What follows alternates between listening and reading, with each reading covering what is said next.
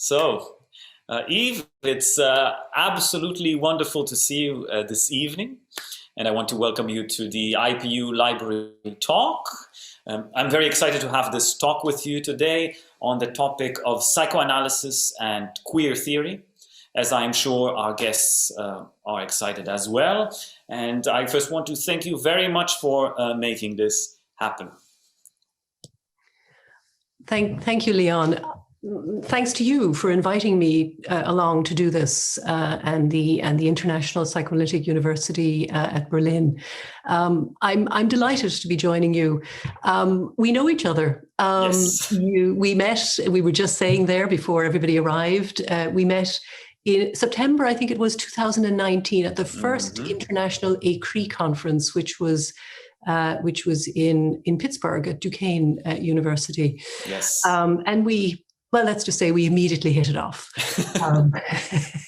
and since then I've also had the pleasure of working with your writing in a contribution you made to the journal Lacunae on your very, very important work in the field of autism. So thank you very much. I'm delighted to be here. I'm a little taken aback by the fact that there's 136 people here, that 136 people are interested in this. It's wonderful. And I'm really looking forward to what our discussion is going to generate. Yes, me too. Yes, as you said, we already know each other. But for the sake of our talk today, let's pretend for a second that we don't. Okay, so I can ask you some introductory questions about you. So, Eve, you are a practicing psychoanalyst and a university lecturer. Maybe you can tell us a little bit about what drove you to enter the world of psychoanalysis and engage in theoretical and clinical work. Well, I took up a training in psychoanalysis nearly 20 years ago now in Dublin. I'm located in Dublin, Ireland, and I had at that time returned to Dublin from living abroad. And in the time preceding my return to Dublin, I'd been thinking about undertaking studies in psychology. And this came, the other always has something to say, the big other. And if we practice listening to the other, we can find out something about ourselves. Over the years, people had been saying to me, you tend to be rather good with people. And I'd ended up working with people a lot. And no matter what office I ended up in, people used to come in and tell me their stories and tell me usually their tales of woe. So I returned to Dublin with the idea that I would undertake some studies in psychology and spotted a course in psychoanalytic studies, a one-year academic program in psychoanalytic studies. And as fate would have it, I met Rick Lusa, who may be familiar to some of you, who was running the program at the time. And we talked about the program, and I decided to take it.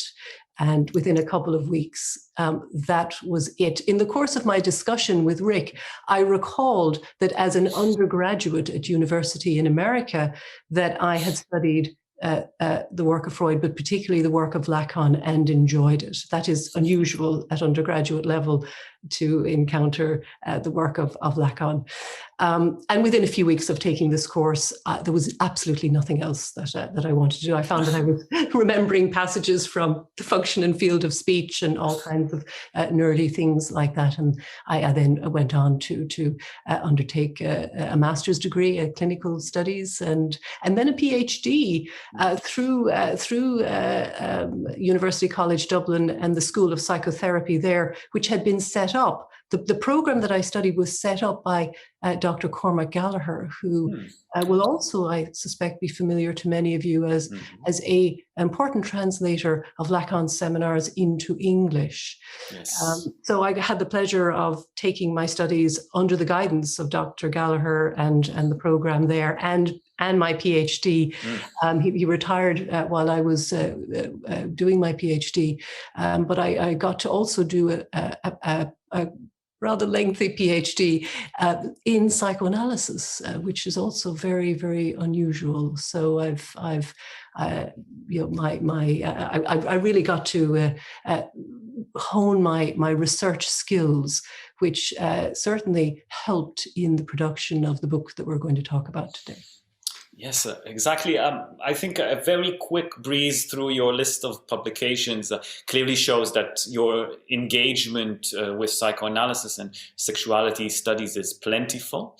And yes, you can actually trace it back to even to your doctoral dissertation titled Touching the Void, a psychoanalytic critique of the encounter between psychoanalysis and lesbian sexuality.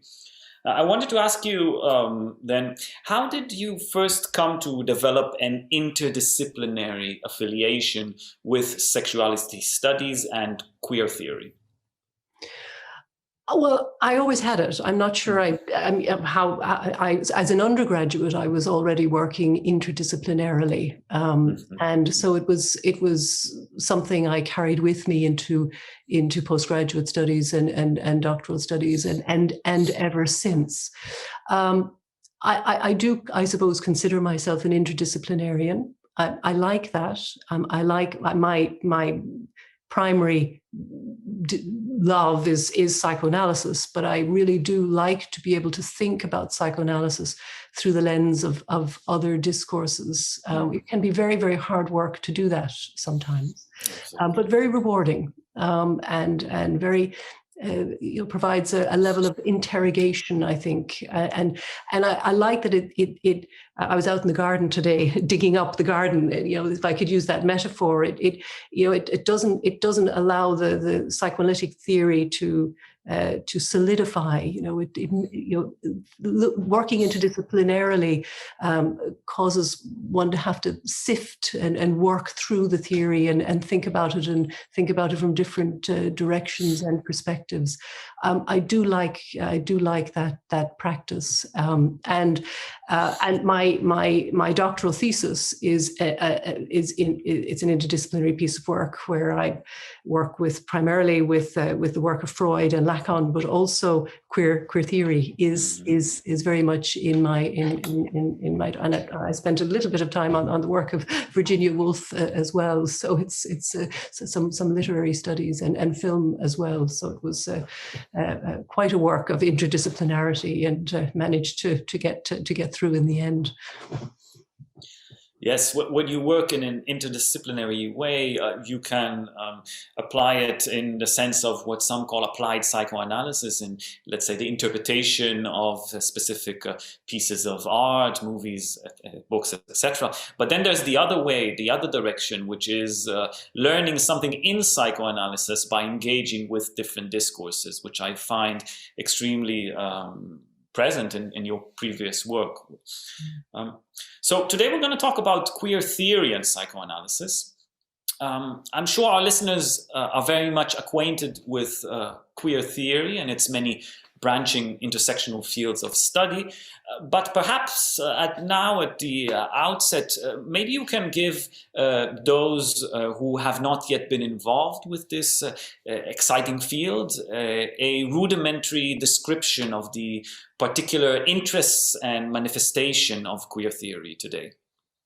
I'll try. I'll be frank with you. My co-editor Noreen Giffney is really the one to speak to queer theory much better than myself, and let me explain why. She in fact is responsible. Herself and Michael O'Rourke brought queer theory to the Academy in Ireland in the early 2000s and organized a series of seminars that brought together a whole bunch of people, including myself and some others involved in psychoanalysis in Dublin as well. And these seminars and the readings that we did and the work that we did was formative, very, very important work.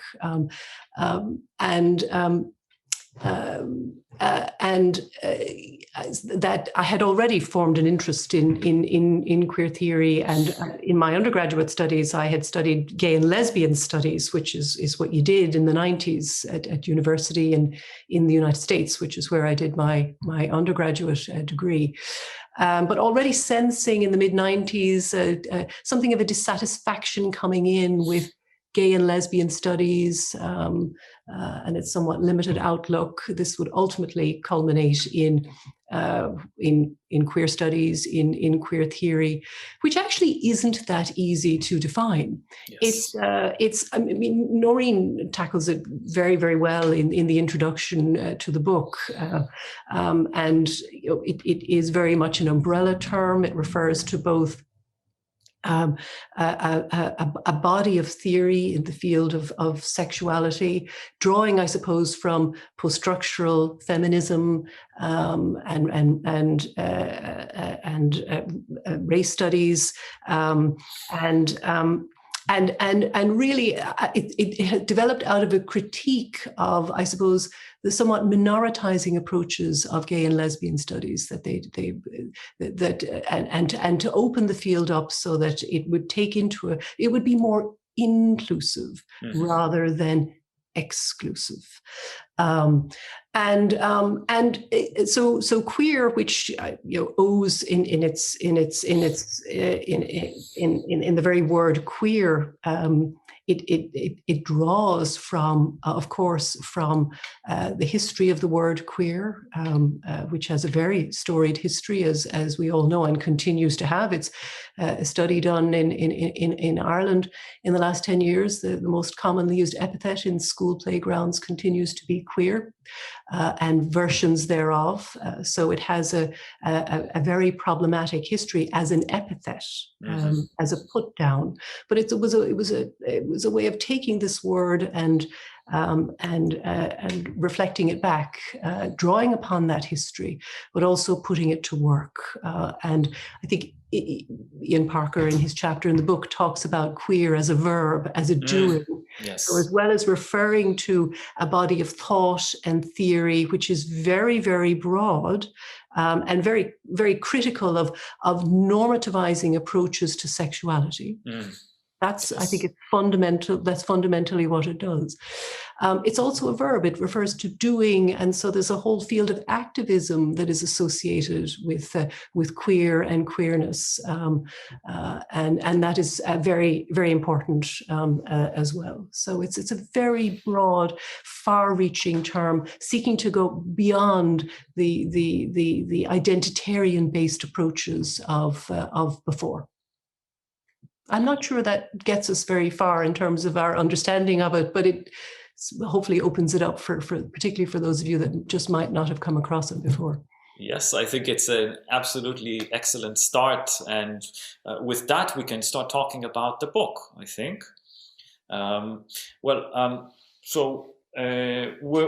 the book we're going to discuss is a book published by Eve and Noreen Giffney, entitled Critical Encounters in Sexuality, Psychoanalytic Practice and Queer Theory. Now, I've been reading the book in the last week, and I have to say that it was an absolute delight. I'll admit I didn't read the table of contents and got right to it. Which made me repeatedly surprised by the rich authorship. Like every chapter was like, oh my God, so many interesting scholars in one book. I was also surprised by its unique structure, which I'll present in a second, and its extent. And I gobbled it up in a few days, which really felt like watching a movie that keeps you holding to the edge of your seat. And after it's finished, you look at the watch and you say, oh, has it really been 3.5 days in terms of movie length, let's say.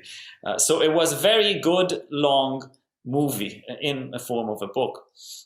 Now, the book provides a fascinating point of critical overlap between queer theory and psychoanalysis that inspire, provoke, disquiet, and complicate contemporary thinking about sexuality. Now, the different chapters of the book unravel an uneasy relationship, which was also very interesting. A relationship that is also cleverly called in the book a queer marriage between psychoanalysis and queer theory. So the book has 3 sections. It's not a huge spoiler. It's more like a trailer, what I'm going to say about the sections of the book. So it has 3 sections which build up an open discussion rather than a solidified thesis. And in the first section, queer theorists engage with psychoanalytic notions in problematizing categories of normality and other so-called truths of sex. So this is the first section. The second section includes psychoanalysts that respond to the chapters written by queer theorists in the first section, and through a wide variety of clinical examples, reveal ways in which questions pertaining to sexuality are elaborated between the analysand and the analyst.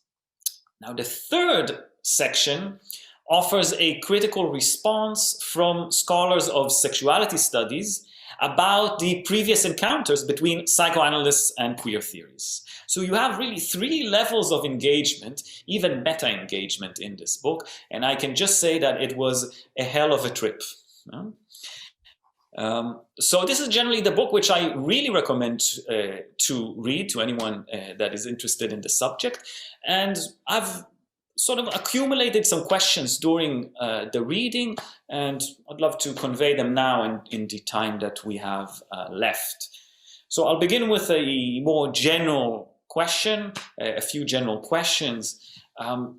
In the book, Lisa Downing argues in an excellent chapter on perversion that the problem of sexuality is central to the endeavors of both psychoanalysis and queer theory. Now, can you, Eve, maybe you can provide us with a rudimentary comparison between the fundamental attitudes of these two perspectives on sexuality? Or in other words, in terms of sexuality, where do you think queer theory and psychoanalysis overlap? And where do you think they are incommensurable? Yes, this is, thank you for your lovely compliments about the book. I'm very honored that you read it so carefully, and thank you for what you said about it. One never knows how these things go over, really. So yes. It's nice to hear how you experienced the book.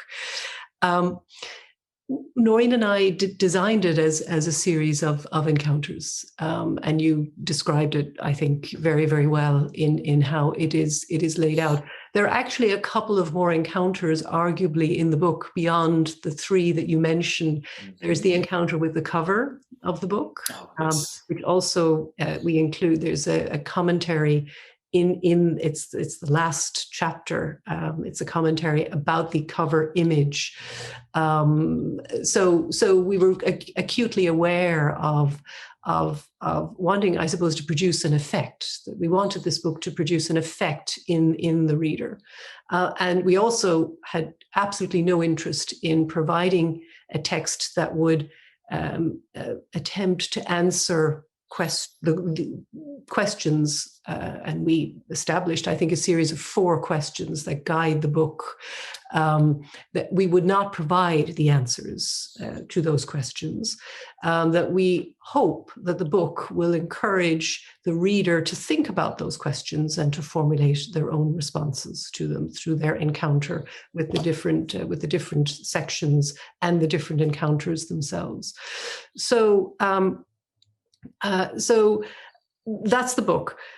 In terms of the overlap between psychoanalysis and queer theory, I suppose one of the first people to write about the overlap between psychoanalysis and queer theory is Tim Dean, who is in the book, and he's one of the writers, the important commentators in the 3rd section of the book. And I'm sure quite a few of you have read his work, and was one of the first, I think, to take it on. I would say that the idea of normative and non-normative, that dichotomization between the normative and the non-normative, and indeed between the social and the biological, that double dichotomization, if you will. It's a dichotomization very well phrased by Patricia Elliott, who's a very important queer Canadian queer theorist. that double dichotomization is interrogated both by queer theory and by psychoanalysis. That I think there would be points of agreement there that would say that whatever we can say about sexuality, we cannot account for it fully in the field of the normative and in the non-normative, nor in the biological and the social. That it falls somewhere in between.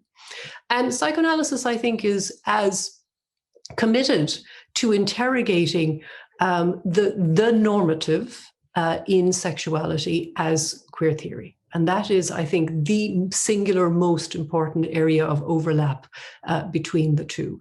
And Freud set this out as early as the very first page of the 3 essays, where he takes on commonsensical and normativizing approaches to sexuality in the very first page of the 3 essays. And then, of course, he famously goes on to say that a heteronormative outcome is just as problematic to understand psychoanalytically as a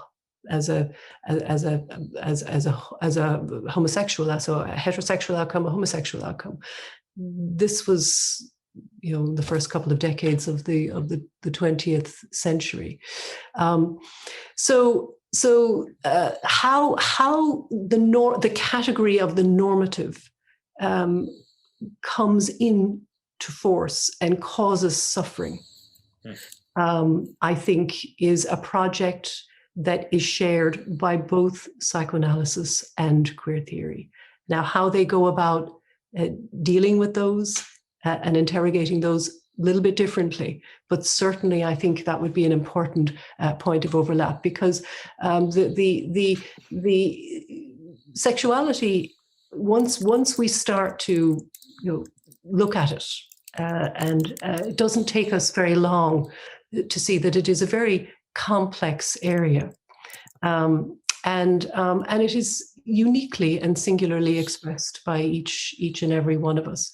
Yet the big other, as we would say in Lacanian psychoanalysis, the sociocultural world, works very hard to organize sexuality into all kinds of categories, with normativizing ones at the very top, a hierarchy, if you will, of sexuality and sexual difference. And that's where psychoanalysis and queer theory come together in critiquing those for the suffering that they cause to groups and to individuals. Yes, I agree very much. If I'm not mistaken, even let's say in your doctoral thesis, you came to some conclusions regarding the capacity of psychoanalysis in tackling these normative approaches, and eventually even got to a conclusion that Freud's ultimate bias was towards heteronormativity. Do you think that, if this is what happened with Freud at the time, do you think there's another way that we can take psychoanalysis towards today? Well, I mean, I like the work of Lacan, and I've always been drawn to the work of Lacan in my psychoanalytic life, I suppose. And I don't find those biases that you find in Freud in the work of Lacan. I've no doubt that there are other important psychoanalytic theorists who also go beyond Freud and go beyond that ultimately he comes back to something of a teleological normative outcome as a preference in his thinking about sexuality. It's complicated. While while opening it up along the way in so many important and unique ways. So that's what I tried to do in my doctoral thesis, was to try and actually unpack that and look at how Freud really opens up the field of sexuality in ways that hadn't been done before. And really, but then at the end of the day, coming back to something of a normativizing approach. I do like the work of Lacan and his emphasis on our, if you will, coming into being in our sexuality, being formed in and through a linguistic operation, and the other, and that it just moves away so very, very much from these dichotomies that are limiting by definition. It's possible that not everybody would agree with me on that, but that's fine. Many do, me as well, but we'll leave the question about Lacan for later. I think in the book also Winnicott is mentioned, and Laplanche as possible trajectories to do that in psychoanalysis today. Yeah. Yes, Michael Snedeker in particular, in his lovely chapter, Michael Snedeker, a queer theorist, uses the work of Winnicott very, very, very beautifully, very lyrically, actually. Yes. And Laplanche is very heavily used by queer theorists and continues to be, and is probably preferentially used and I've pondered that, and I come up with something of an answer that in fact the audience this evening may have something to say about this much better than I can, but there is a history, the post-Freudian history of psychoanalysis is one in which you could say regimes of normality entered into the field of psychoanalysis.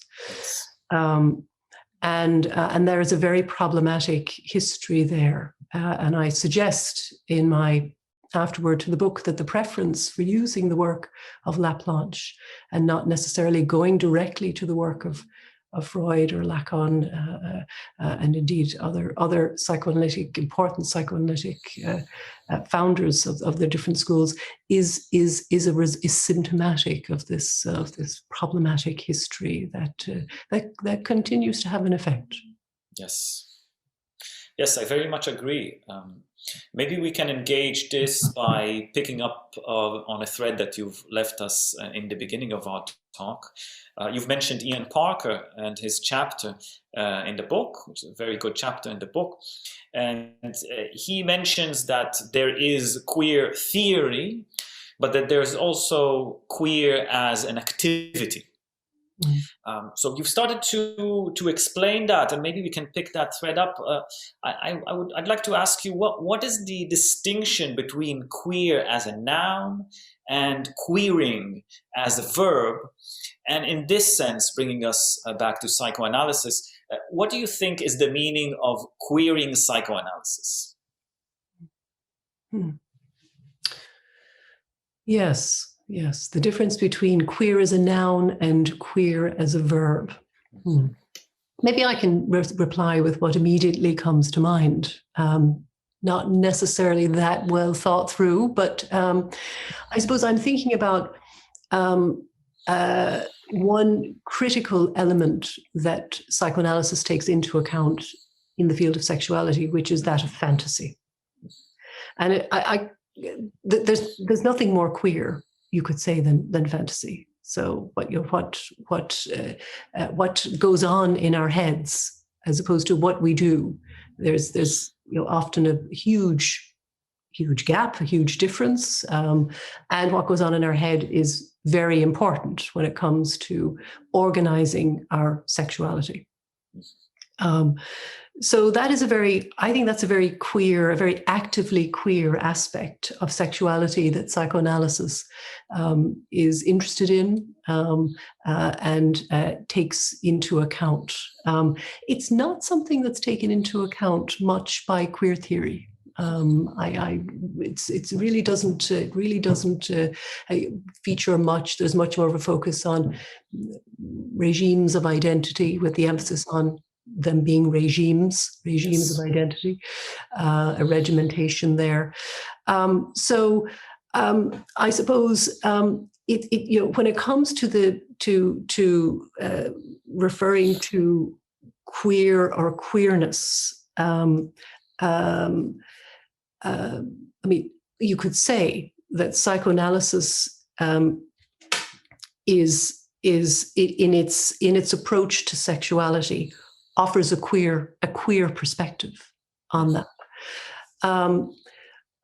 But that is to be distinguished, I think, from the kinds of doing that you find on the side of queer theory and queer activists, for example, who have done incredibly important work and continue to do incredibly important work, initially in interrogating identitarian-based regimes.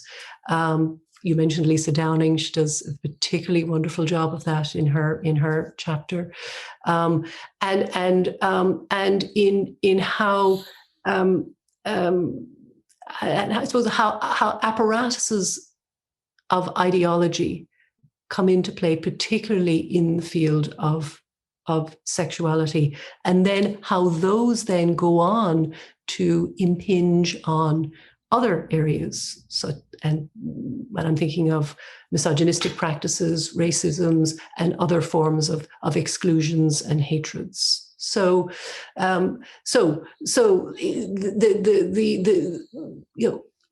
not suggesting that there are two types of queer theorists, the theoreticians and the activists. Often they are both. Very often they are both.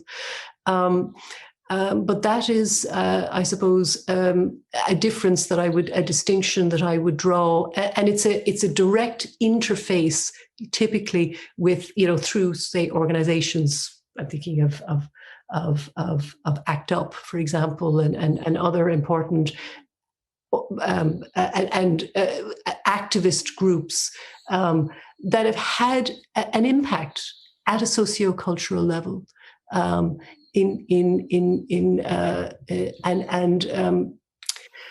And psychoanalysis tends not to engage with interrogating ideological regimes at a sociocultural level, and this is often a point of tension, I would suggest, between the two fields. This particular area.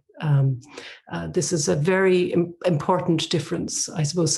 Clinical psychoanalysis, works one by one with the individual patient. Now, that individual patient may, as a result of their analysis, go on to do something in the world that will make a difference, but it doesn't interrogate regimes and ideological regimes, and particularly regimes of biopower, to use an important Foucauldian term, directly. That tends not to be its emphasis, for which I think queer theory would perhaps criticize psychoanalysis. Yes, that's true. There is a clear distinction between an inside and outside of the clinic in psychoanalysis. This also entails a distinction between the personal and the political. But as you said, it seems that the intersection between queer theory and psychoanalysis disrupts this distinction. Well, it does. And the book in particular was we wanted to bring together clinical psychoanalysis because there's plenty of psychoanalysis that is out there in extension, if you will, in the universities and working interdisciplinarily. But this was a project that wanted to bring together clinical psychoanalysis and queer theory. It hadn't been done before. And not only that, but we also wanted to bring together different schools of psychoanalytic thought, which is also rather difficult to do. In psychoanalysis and clinical psychoanalysis, the different schools of thought tend to work very separately and often with great suspicion in relation to each other, which is very unfortunate. It is, yes, absolutely. Maybe we can, you've mentioned the notion of identity. Maybe we can move to engage with that. Many psychoanalysts, especially in the collection, speak against the overlapping of sexuality studies and identity politics. So, for instance, there's the chapter by R.D. Hinchelwood, and he distinguishes between the stagnating notion of identity and the psychoanalytic notion of identification. I was wondering if you could shed some light on the problematic that psychoanalysis raises in relation to identity and identity politics.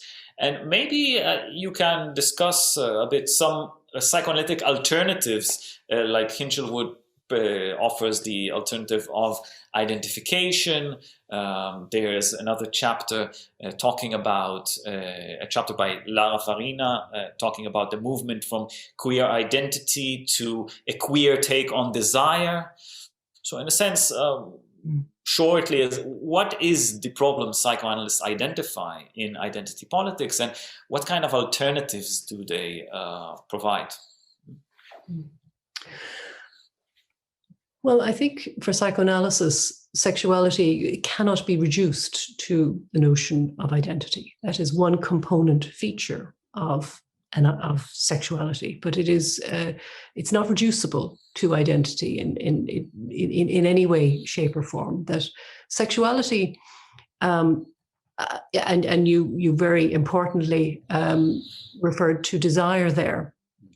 That there's that. I suppose this is an important distinction to make between identity and identification, that our sexuality is understood psychoanalytically to be in effect from the very beginning. We won't, let's not debate when the very beginning is, but let's say it's very, very early, at least from our arrival on planet Earth. And so unconsciously, there are things happening. And we talk about the desire being desire of the other, that we're imprinted very early on with the other's desire. And that plays a very important role in the formation of what will ultimately be a sexual identity. Yes. These unconscious identifications that in the first instance come from outside play an important role in what we will later consciously be able to articulate as, I think today the word would be gender identity. It's all about gender now. It's sexual identity that seems to have fallen by the wayside, but not in psychoanalysis. That certainly in the field of Lacanian psychoanalysis, the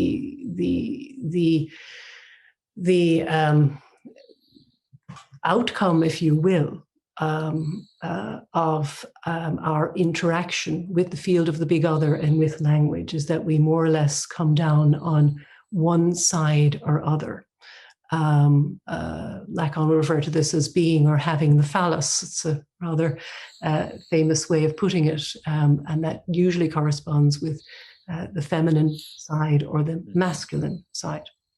Yes. But all of this is formed unconsciously, and fantasy plays a very important role, and desire, and a very, very important object that isn't an object.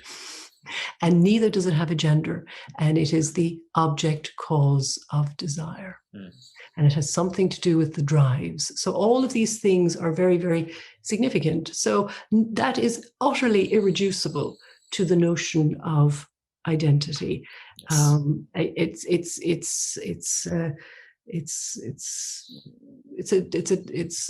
absolutely not good enough. It's not acceptable to reduce that incredible breadth and span of our sexuality to a notion of identity that can be fully articulated. In fact, Lacan will say, and importantly, that there's in fact a real aspect to our sexuality that renders it ultimately not it's not altogether or not all inscribable in language. So there's an aspect of our sexuality that is destined to forever remain outside of language. And you can add that to all of the unconscious aspects that go into making us who we are. Yes, that line of argumentation runs all through the collection, which I definitely agree with. Maybe we can engage with it a bit more deeply. As you've said, many scholars of sexuality argue that the kernel of human sexuality is ultimately beyond any form of discourse. Some calling it, like you said, Lacan, calling it the real of sex. Meaning a part of sexuality that is beyond signification.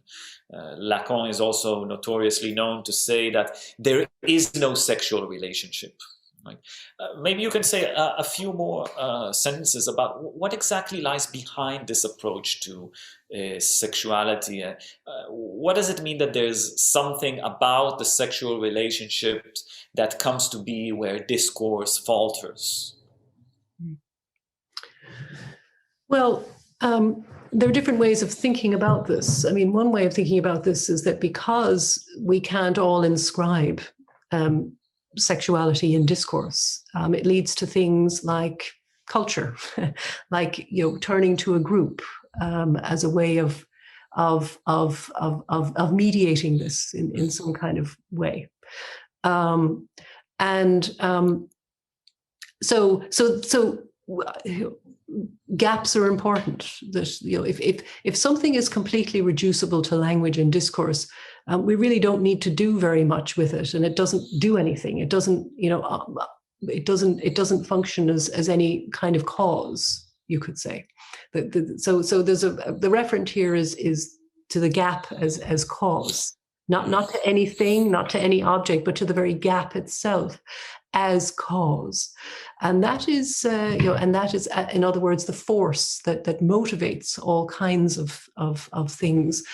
Like I said, the turn to community, but also the movement out of narcissism, and as was the movement into, broadly speaking, into taking up a place that can be symbolically designated in the world, that we that means something for us. So to come back to your question a bit more carefully, would you say it again? I've lost the thread of your question. Would you, because it was an important question. Yes. So, sort of, what do we gain when we assume that there is a part of sexuality beyond discourse in psychoanalysis? What is the advantage, let's say, in the psychoanalytic practice or theory of assuming that? Well, I suppose it has to do with the question of knowledge and how we work with knowledge. So if we start from the basis that not all of sexuality is inscribable and articulatable in speech and language, then the clinician is not the one who knows. Well, no one knows, but certainly not the clinician. And this is, I suppose, very important in terms of offering an alternative to particularly the normativizing approaches of psychoanalysis in the post-Freudian period, yes, where the clinicians took on a position, if you will, of assuming that sexuality was, I think, all inscribable in speech and language. And they knew what it, and that it didn't take very long then for ideals, and particularly social and cultural ideals, to inform this knowledge of the psychoanalyst, the practitioner, who then knows what is right, what is right for the analysand. And no surprise, it led to normativizing outcomes and approaches by these psychoanalytic practitioners this is not the work of Freud. But this was very much psychoanalysis in the post-war period, and right up until very recently. Yes. And actually, my understanding is that, and I think there'll be a few people here who can speak directly to this, there are still some regions that the International Psychoanalytic Association, where their members may not identify as gay or lesbian and be eligible to become recognized practitioners. I heard that. I definitely see one head nodding there. I was actually at an International Psychoanalytic Association conference a couple of years ago and heard that directly. That was about 5 years ago. So I'm not sure if things have changed since then. But I live in a country, Ireland, which has transformed radically in the past 10 years. We now have equal marriage here. So there's same-sex marriage here. This was one of the most Catholic countries in Europe, I might remind you. And we also have divorce and abortion legislation as well. This was unimaginable 10 years ago. We seem to be bucking the international trend, which seems to be going in the other direction. But certainly, institutional psychoanalysis after Freud became very conservative, and ideals and ideological ideals came to inform practice. And that, my argument here, based on the work of Lacan, is this was due to the elision of the gap that exists between sexuality and discourse. Mm. If you work on that premise, the clinician doesn't know and can't know, and indeed will work with the analysand, who will come to know as much as they can, and in a way that allows them less suffering, shall we say. That would be perhaps a noble aim. And an understatement, I would say. Definitely, this is a whole ethics that you are describing, an ethics of psychoanalysis, definitely. We're reaching the end of our discussion. Maybe I'll squeeze in a last one, because we're on the same, sort of the same note. We were talking about the real of sex. Maybe we can talk, my last question will be about the real of the body, or about what is called anatomy. You, of course, know that already in 1912, Freud had stated that anatomy is destiny. And he argued that there is some corporeal fixity to the improvisational potential of human sexuality. And there are, of course, theorists that oppose this idea, even to the extreme. An example is Deleuze and Guattari, that discuss the body without organs as a reconfiguration of the intensities of the body beyond the organism. But on the other hand, we also have radical theorists such as Luz Irigaray, that postulates a theory of feminine libido, arguing that female anatomy is actually what we can use in order to base a theory of a singular feminine form of autoerotism, what she relates to the two lips of the vagina, which always touch each other but are also one. Very interesting thesis. The question of anatomy and the soma is also very much at the center of the field of trans studies. And my last question to you would be then, is anatomy then today an ally or a foe to scholars and psychoanalysts that engage with queer theory or queer patients in the clinic? Well, I see it as an ally in terms of keeping the thinking fresh. One of the questions we asked at the very beginning of the book, and that informs the book, is why are discourses on sexuality so subject to reification. So we have to keep finding ways of shaking them up. So sexuality, it slips away in language, shall we say. So we're constantly trying to pin it down. That's human nature, to categorize it, to organize it, to control it, to manage it. And one of the ways in which that is done is through its connection to the body, of course, and that has long been there, and it will be there, I presume, until the end of time.